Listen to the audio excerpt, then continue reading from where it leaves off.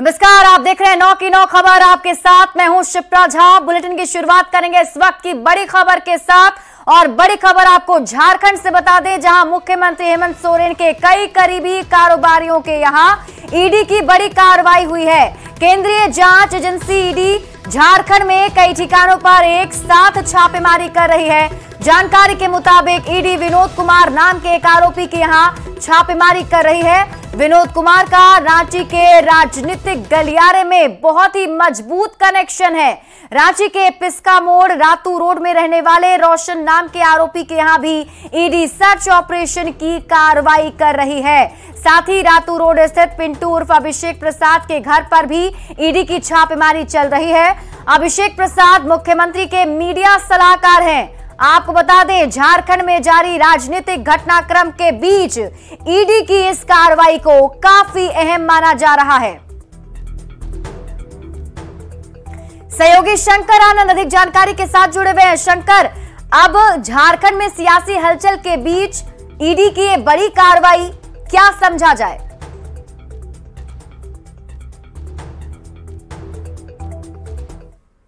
जा रहा है ये मामले, अगर बात करें तो ये मामला इलीगल माइनिंग से जुड़ा मामला है, यानी अवैध तौर पे खनन से जुड़ा हुआ ये मामला है। और मामले में पहले भी जांच एजेंसी के द्वारा कई बार कार्रवाई की जा चुकी है, लेकिन आज जो सर्च ऑपरेशन को अंजाम दिया जा रहा है, जिसमें कि तकरीबन 1 दर्जन से ज्यादा लोकेशन पर आज सर्च ऑपरेशन को अंजाम दिया जा रहा है। और इस सर्च ऑपरेशन में जो पिंटू कुमार, यानी कि पिंटू कुमार उर्फ अभिषेक प्रसाद, जो मुख्यमंत्री हेमंत सोरेन के मीडिया सलाहकार हैं, इनके यहाँ पर भी आज सर्च ऑपरेशन को अंजाम दिया जा रहा है। इसके साथ ही डिप्टी कलेक्टर रामनिवास, जो साहिबगंज के डिप्टी कलेक्टर हैं, उनके आवास पर भी आज जांच एजेंसी के द्वारा सर्च ऑपरेशन को अंजाम दिया जा रहा है।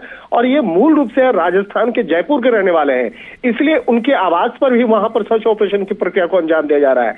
इसके साथ ही साहिबगंज के डीएसपी, जो साहिबगंज में पोस्टेड है, राजेंद्र दुबे, उनके आवास पर भी सर्च ऑपरेशन की प्रक्रिया को अंजाम दिया जा रहा है। ये मूल रूप से हजारीबाग के रहने वाले हैं, इसलिए उनके हजारीबाग वाले जो आवास पर भी सर्च ऑपरेशन की प्रक्रिया को अंजाम दिया जा रहा है। और जांच एजेंसी के द्वारा अगर लोकेशन की बात करें तो रांची, रामगढ़, हजारीबाग, देवघर, राजस्थान का जयपुर, पश्चिम बंगाल का कोलकाता सहित कुल 12 लोकेशन पर सर्च ऑपरेशन को अंजाम दिया जा रहा है। और कहा जा सकता है कि ये सर्च ऑपरेशन की जो प्रक्रिया है, इस सर्च ऑपरेशन के दौरान में कई महत्वपूर्ण सबूतों को इकट्ठा करने का प्रयास किया जा रहा है। लेकिन आज की इस सर्च ऑपरेशन में जो 2 बड़े नाम हैं, उनमें एक नाम है पिंटू उर्फ अभिषेक प्रसाद, जो मुख्यमंत्री के राजनीतिक सलाहकार। इसके साथ ही डिप्टी कलेक्टर की बात करें या डीएसपी की बात करें, या विनोद नाम का एक आरोपी है। जो विनोद की अगर बात करें तो विनोद सिंह भी झारखंड के राजनीतिक गलियारों में काफी जाना पहचाना नाम है, तो उसके यहाँ भी इस वक्त में सर्च ऑपरेशन की प्रक्रिया को अंजाम दिया जा रहा है। तो कहा जा सकता है कि ऐसे कई नाम हैं जो झारखंड की राजनीतिक गलियारों में काफी बड़े नाम है। लेकिन जिस तरह से अवैध तौर पर खनन से जुड़ा यह मामला सामने आया था, और तकरीबन 1.5 साल से इस मामले में जांच एजेंसी के द्वारा विस्तार से तफ्तीश की जा रही है, उसी के तहत आज इस सर्च ऑपरेशन को अंजाम दिया जा रहा था। एक तरह से कहा जा सकता है कि जैसे जैसे इस मामले में तफ्तीश की प्रक्रिया आगे बढ़ रही है, उसी के आधार पर आज इस सर्च ऑपरेशन की प्रक्रिया को अंजाम दिया जा रहा है। और देर शाम तक इस मामले में कई महत्वपूर्ण जानकारियों को जांच एजेंसी के द्वारा साझा किया जा सकता है। जी चलिए, बहुत बहुत शुक्रिया तमाम जानकारी के लिए शंकर। तो झारखंड से आपको इस वक्त की बड़ी खबर बता रहे हैं। सीएम के करीबियों के ठिकानों पर रेड चल रही है। इस वक्त की बड़ी खबर झारखंड से आपको बता रहे हैं। एक साथ कई जगहों पर ईडी की टीम पहुंची हुई है, कार्रवाई की जा रही है। सहयोगी गौरव हमारे साथ जानकारी के साथ जुड़े हुए हैं। गौरव, रांची में किन किन ठिकानों पर छापेमारी और क्या नाम निकलकर सामने आ रहा है?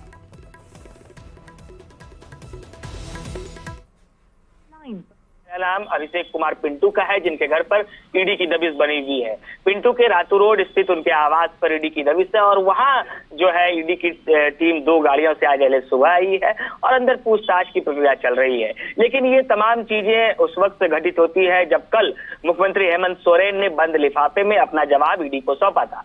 उस बंद लिफाफे में हेमंत सोरेन ने क्या जवाब दिया था, क्योंकि इससे पहले जब ईडी की टीम ने उनसे जवाब तलब किया था तो स्पष्ट रूप से हेमंत सोरेन से पूछा गया था कि आप समय और जगह बताइए कि कहां आपसे पूछताछ करनी है और किस तरीके से पूछताछ करनी है। लेकिन अगर उसमें कॉपरेशन नहीं मिला, जिसके बाद आज जब झारखंड में छापेमारी शुरू हुई तो सबसे पहला नाम अभिषेक कुमार पिंटू का आया। अभिषेक कुमार पिंटू आपको मुख्यमंत्री हेमंत सोरेन के साथ हर एक मंच पर नजर आ जाते होंगे, हर एक बड़ी भूमिका में अभिषेक कुमार पिंटू का नाम आपको सामने आता होगा। अगर अभिषेक कुमार पिंटू के अलावे साहेबगंज के डीसी की बात करें तो साहेबगंज के डीसी भी एक लंबे समय से साहेबगंज के डीसी थे और वहां जिस तरीके से अवैध खनन हो रहा था उसके बावजूद उनका तबादला नहीं हो रहा था, ईडी की नजर वहां पर थी। और वहां जब उनसे भी पूछताछ हुई और उनके साथ साथ जो एक डीएसपी है राजेंद्र दुबे, वो भी वहां साहेबगंज में रसूखदारों के बीच उनका नाम आता है कि जिस तरीके से अवैध खनन हुए हैं वो उस वक्त वहां डीएसपी के तौर पर पद पर थे। इसके अलावा जिस तरीके से पिंटू के घर पर बात करें या एक विनोद सिंह के घर पर बात करें, विनोद सिंह के घर पर छापेमारी के साथ साथ उनके कई ठिकाने पर भी छापेमारी की बात कही जा रही है। अब देखना होगा कि ईडी की टीम इन तमाम छापेमारी में से क्या कुछ निकालकर सामने आती है, क्योंकि राजनीतिक हलचल झारखंड में पिछले 2 से 3 दिनों से ही तेज है। 2 से 3 दिनों से ही गांडे का एक सीट जैसे ही इस साल में हमने प्रवेश किया, यानी 1 जनवरी का दिन था, गांडे विधानसभा के विधायक सरफराज अहमद ने इस्तीफा दे दिया। उन्होंने कहा कि हम अपने सीट को खाली करते हैं। उनके सीट को खाली करने के बाद भाजपा लगातार ये कहने लगी उस सीट से हेमंत सोरेन को चुनाव लड़ाया जा सकता है। इस वजह से जेएमएम ने उस सीट को खाली कराया, क्योंकि हेमंत सोरेन पर ईडी का रडार हेमंत सोरेन के ऊपर है, गिरफ्तारी की तलवार लटकी हुई है। लेकिन इन तमाम चीजों के बीच जब आज अभिषेक कुमार पिंटू के घर छापेमारी हुई है तो निश्चित रूप से ईडी की बड़ी कार्रवाई हुई है और अब देखना होगा कि ईडी का अगला कदम क्या होता है। गौरव, हमारे साथ आप बने रहिए। इसी बीच दर्शकों को एक और बड़ी खबर बता दें और एक बार फिर से बता दें, रांची से बड़ी खबर मिल रही है। सीएम के करीबियों के ठिकानों पर आज रेड चल रही है। इस वक्त की सबसे बड़ी खबर आपको बता रहे हैं, एक साथ कई जगहों पर छापेमारी की जा रही है, कई जगहों पर ईडी की टीम मौजूद है। किन किन ठिकानों पर छापेमारी चल रही है? तो विनोद कुमार के ठिकानों पर छापेमारी चल रही है। इसके साथ साथ रोशन का नाम भी सामने आ रहा है, जहां ईडी की टीम पहुंची हुई है। और यही बताया जा रहा है कि पिंटू, उनका भी नाम सामने आ रहा है कि उनके घर पर ईडी की टीम की मौजूदगी है, जहां छापेमारी की जा रही है। और ये सभी सीएम हेमंत सोरेन के करीबी बताए जाते हैं और उनके करीबियों पर छापेमारी जो है वो चल रही है। सहयोगी गौरव लगातार हमारे साथ बने हुए हैं, जो इस पर जानकारी हमें दे रहे थे। वापस उनसे जुड़ने की कोशिश करेंगे, लेकिन जो दर्शक अभी हमारे साथ जुड़े हैं उन्हें एक बार फिर से बता दें, झारखंड में ईडी की बड़ी कार्रवाई देखने को मिल रही है। और इस वक्त बड़ी खबर रांची से, जहां सीएम के करीबियों के ठिकाने पर ईडी की टीम छापेमारी कर रही है। एक साथ कई जगहों पर छापेमारी चल रही है, जिसमें अगर नाम की बात करें तो विनोद कुमार के ठिकानों पर ईडी की टीम पहुंची हुई है, जहां छापेमारी की जा रही है। रोशन के यहां भी ईडी की टीम पहुंची हुई है, वहां भी छापेमारी चल रही है। पिंटू का भी नाम सामने आ रहा है, जिनके घर पर ईडी की छापेमारी चल रही है। और झारखंड में हाल में हुए सियासी घटनाक्रम के बीच ईडी की छापेमारी कई सारी सवाल जो है वो भी खड़े करता है। इसे समझने की कोशिश भी की जाएगी कि आखिर ये छापेमारी किस मायने में कितनी अहम है और इस छापेमारी में क्या कुछ निकलकर सामने आता है, ये तो छापेमारी खत्म होने के बाद ही समझ में आ पाएगा। लेकिन आपको बता दें, सीएम हेमंत सोरेन को ईडी की तरफ से 7 समन जारी किए जा चुके हैं और उनमें से जो 7वां समन जारी किया गया था, उसके बाद सीएम ने एक बंद लिफाफे में ईडी के दफ्तर तक अपना जवाब पहुंचाया था। हालांकि उस जवाब में क्या था ये अभी तक सार्वजनिक नहीं हुआ है, लेकिन आज अचानक ईडी की टीम सुबह से ही छापेमारी में जुट गई है। रांची के कई सारे ऐसे इलाके हैं जहां ईडी की टीम की मौजूदगी है और ये सभी जो हैं वो सीएम हेमंत सोरेन के करीबी बताए जा रहे हैं, जिनके घर पर ईडी की मौजूदगी है और छापेमारी चल रही है।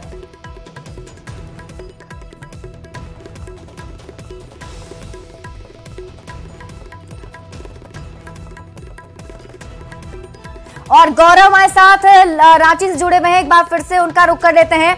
गौरव, देखिए, जैसा कि आप भी जिक्र कर रहे हैं और ये भी देखने वाली बात है कि हाल में जो सियासी घटनाक्रम अचानक से बढ़े हैं झारखंड के अंदर और उसी बीच अब ये ईडी की छापेमारी, इन सबको अगर जोड़कर देखें तो क्या समझा जाए, आने वाले दिनों में मुश्किलें बढ़ सकती हैं सीएम हेमंत सोरेन की?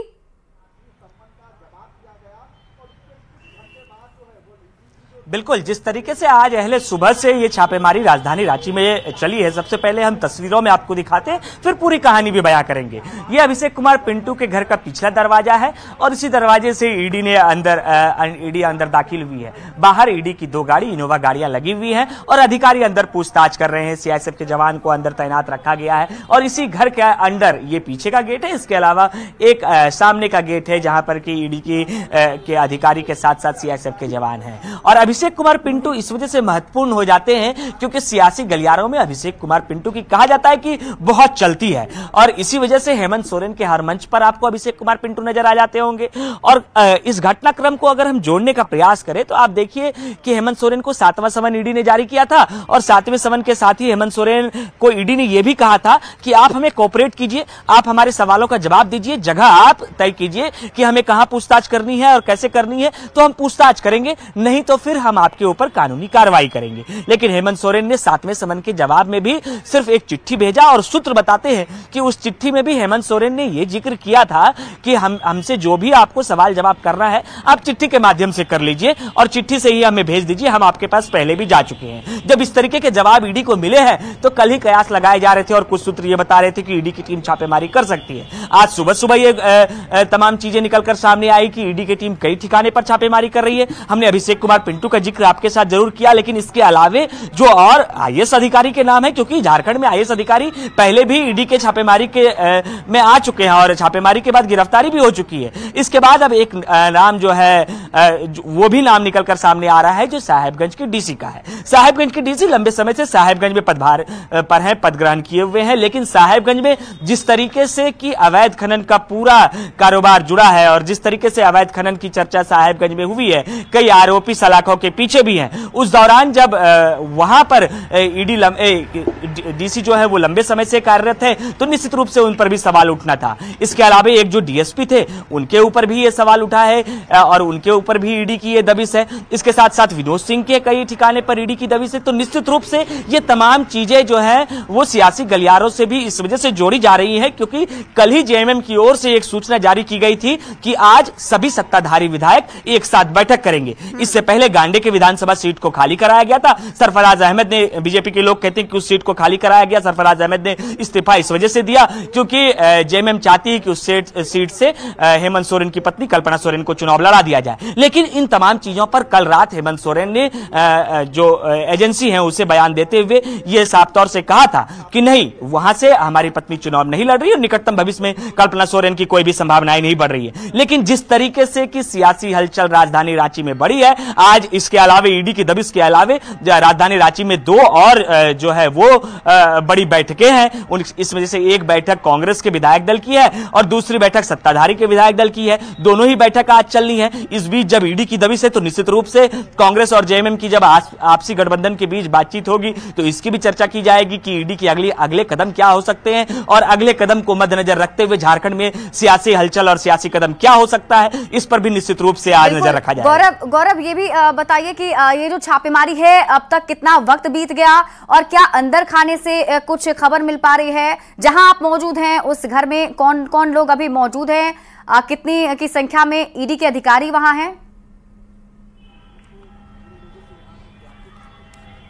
बिल्कुल, 2 गाड़ी से ईडी के अधिकारी पहुंचे हैं। एक में ईडी के अधिकारी सवार थे तो दूसरे में सीआईएसएफ के जवान, और दोनों ही गाड़ियों के जितने भी सदस्य थे वो अंदर दाखिल हो चुके हैं और सुबह ही दाखिल हो चुके हैं। अब से अगर हम बात करें करीबन 4 से 5 घंटे पहले से ही यहाँ छापेमारी चल रही है और निश्चित रूप से जब अभिषेक कुमार पिंटू के घर छापेमारी चल रही है तो यहां से अब क्या कुछ निकलकर सामने आता है, क्योंकि जब हेमंत सोरेन के सबसे करीबी में से एक के घर ईडी ने छापेमारी अब की है तो निश्चित रूप से ईडी की दबिश ये बहुत कुछ आगामी जो झारखंड में सियासी हलचल है उस बीच भी कई चीजें यहां से भी निकलकर सामने आएंगी कि आगे झारखंड में क्या कुछ होना है, ईडी की कदम क्या कुछ हो सकती है और झारखंड के मुख्यमंत्री हेमंत सोरेन के ऊपर जो गिरफ्तारी की तलवार हमारे दर्शकों को ये समझाइए कि जिन जिन ठिकानों पर छापेमारी चल रही है उनका सीएम हेमंत सोरेन से क्या कनेक्शन है, अगर ये साफ शब्दों में समझा जाए तो जरा अगर आप दर्शकों को समझा पाए।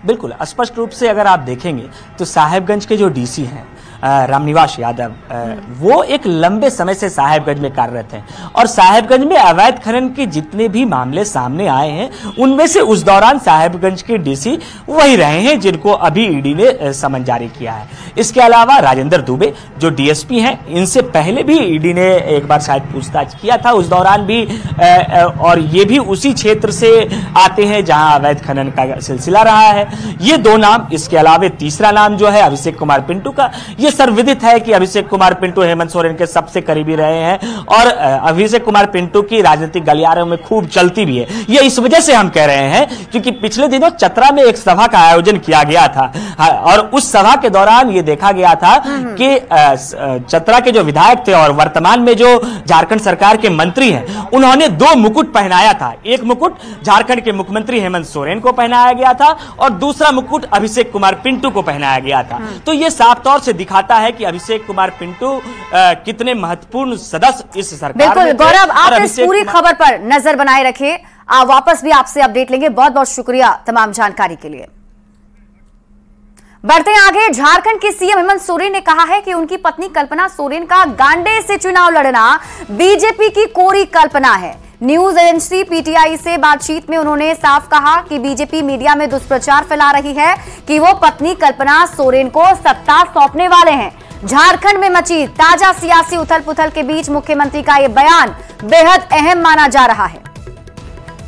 तो आपको बता दें, सीएम हेमंत सोरेन की तरफ से बताया गया है, उनका ये बड़ा बयान सामने आया है। और इसी बीच दिल्ली से आपको बड़ी खबर बता दें, कांग्रेस अध्यक्ष मल्लिकार्जुन खड़गे ने सीएम नीतीश कुमार से बात की है।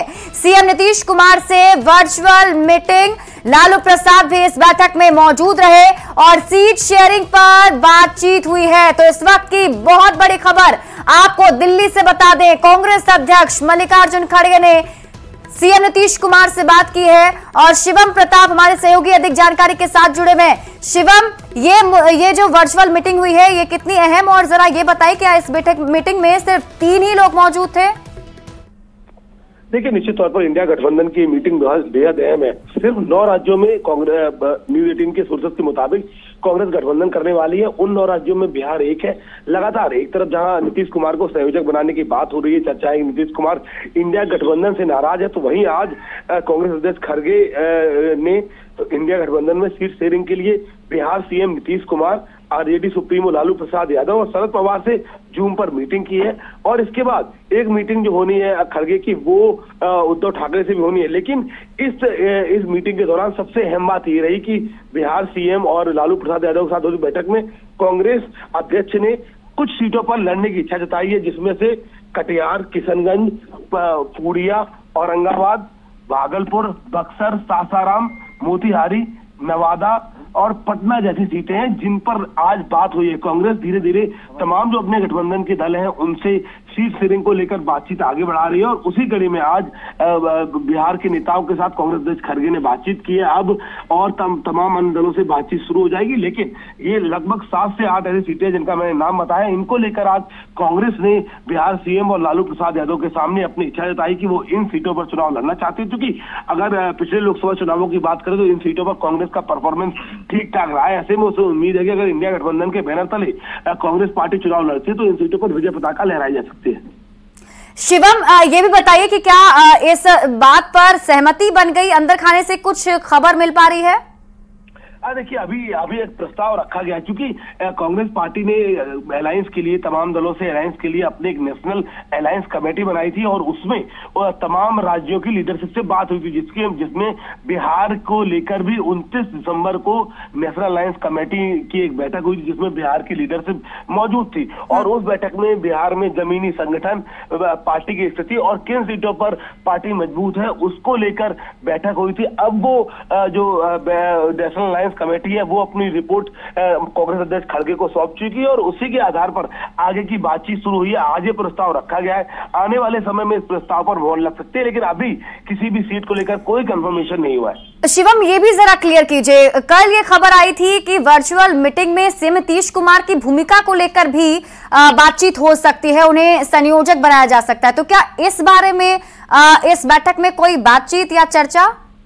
देखिए, बिल्कुल साफ तौर पर खबरें इस तरीके की मीडिया में चल रही थी, लेकिन कल ही कांग्रेस पार्टी के जो तमाम लीडरशिप है उसने इस बात को नकार दिया था। और सूत्रों के हवाले से मैं आपको बताऊं, इस तरीके की जो संयोजक बनाने की खबरें हैं ये बिहार, पटना से और मोस्टली जेडीयू के लीडर्स ने इस बात का संकेत दिया था। लेकिन अभी तक कांग्रेस लीडरशिप की तरफ से कोई इस तरीके की बात नहीं हो रही है। मेरी कांग्रेस के कई नेताओं से जो है बात हुई, उन्होंने साफ तौर पर कहा कि संयोजक बनाने को लेकर अभी कोई चर्चा नहीं है, कन्वेयर बनाने को लेकर कोई चर्चा नहीं है। आने वाले समय में अगर इंडिया गठबंधन की कोई बैठक होती है तो फिर ऐसी चर्चाएं या फिर कोई बड़ा निर्णय लिया जा सकता है, लेकिन फिलहाल अभी इस तरीके की कोई भी हलचल नहीं है। कांग्रेस सूत्रों का साफ तौर पर यह दावा है।